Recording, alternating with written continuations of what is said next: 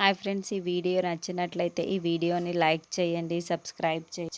మిత్ర పెళ్లి పీటల పైన కూర్చొని ఉంటే ఇక అప్పుడే పెళ్లి కూతుర్ని తీసుకొని రండమ్మ అని పంతులు గారు చెప్పడంతో మనీషాని తీసుకొని వస్తూ ఉంటారు. మనీషా సిగ్గుపడుతూ చాలా సంతోషంగా వచ్చి మిత్ర పక్కన పెళ్లి పీటల పైన కూర్చొని ఉంటుంది. లక్ష్మి చాలా బాధపడుతూ మిత్ర వైపుకు చూస్తూ ఉంటే మిత్రేమో లక్ష్మి వైపుకు చూస్తూ ఉంటాడు.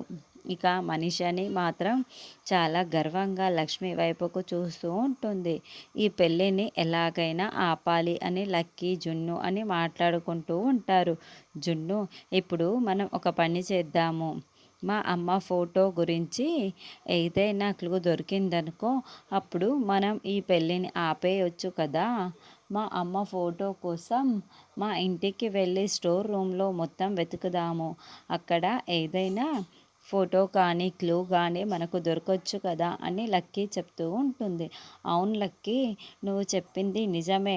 మీ అమ్మ ఫోటో దొరికిందంటే ఈ పెళ్ళిని ఎలాగైనా ఆపేయొచ్చు. పద లక్కీ, మీ ఇంటికి వెళ్ళి ఇప్పుడే స్టోర్ రూమ్ మొత్తం వెతుకుదాం అని లక్కీ, జున్ను ఇద్దరు కూడా వాళ్ళ స్టోర్ రూమ్ దగ్గరికి వచ్చి మొత్తం కూడా వెతుకుతూ ఉంటారు. అప్పుడే జున్ను చేతికి ఒక ఫోటో దొరుకుతూ ఉంటుంది. లక్కీ, ఇలా చూడు లక్కీ, ఈ ఫోటో చూడు లక్కీ అని చెబుతూ పిలుస్తూ ఉండటంతో లక్కీ కూడా ఆ ఫోటో దగ్గరికి వచ్చి ఏంటా ఫోటో అని దానిపైన ఉన్న చాలా దుమ్ముని దులిపేస్తూ ఉంటాడు.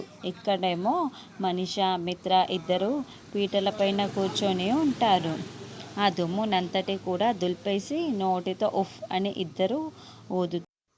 అది మిత్ర, లక్ష్మిల పెళ్లి ఫోటో మనకు పూర్తిగా చూపించకుండా ఇంకా కొంచెం కొంచెమే చూపిస్తూ ఉంటారు.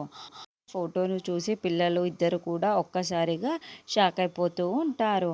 ఆ ఫోటో పట్టుకొని వచ్చి ఈ పెళ్ళిని ఆపేస్తారా అన్నది మనం నెక్స్ట్ ఎపిసోడ్లో చూద్దాము.